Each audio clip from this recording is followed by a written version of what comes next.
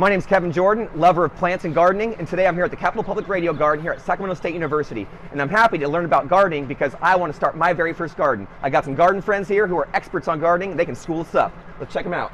Hey, what's up, Jack? Not much. How's it going, Kevin? Oh, it's going great. Good to see you.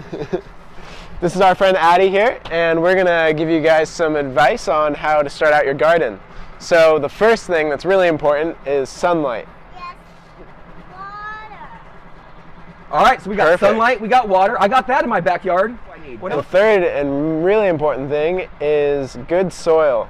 Yeah, good soil you need padded. Another really important part of your soil is making sure you remove those weeds. Yeah, remove those weeds. All those roots, we want to make sure we get the whole weed out, or else you're going to have to come back and do it a couple Oh, so weeks Jack, so I later. should pull it out, roots and all? Yes, we want to make All sure right. you get all of it. So all these different parts of the process, the sunlight, the water, the soil, they're all really important for photosynthesis. Can you say photosynthesis for us? Smells good. Cool, so once we got all those things, I think we're ready to put our seeds in and transplant in some plants.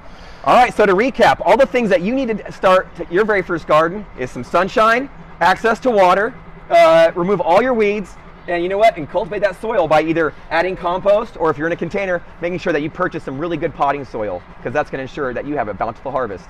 From our garden to yours.